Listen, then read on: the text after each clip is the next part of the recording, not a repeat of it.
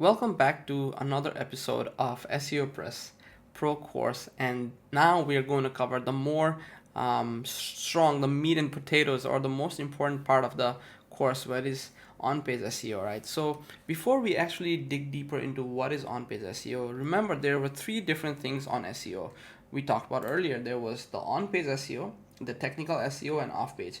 With the quick configuration setup, with the setup of sitemaps, we kind of covered on the technical SEO already. So that was um, the sitemap, right? So the URLs, the indexation of the content, right? Now we're gonna look at on-page. What is on-page SEO, and what can you do with SEO Press to control your on-page SEO?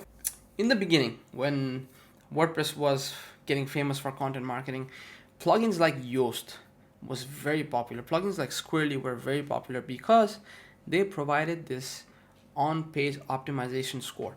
In the beginning, when no one knew how search engines worked, the plugin developers kind of had an idea that, oh hey, if you have certain things, if you have keywords on your heading, if you have keywords on your description, if you have keywords on your URL, then most likely it's gonna rank, and that's how it gives optimization score, right? But it might be different in today's world, and whatever option that's provided is only be a guiding thing. But in general, on-page SEO pretty much determines how your content's gonna be ranked or not, right? So what all does on-page SEO include? It includes optimizing meta tags, optimizing your URL, optimizing your images, right? So the headings, the what all are in the content itself, the hierarchy of the content, the length of the content, using keywords, also adding links internally, externally, implementing structured data, and also making sure the content is optimized for not just the search engine but also for social media, right? So we'll cover quite a few things on universal meta box, title and description in SEO Press, how to conduct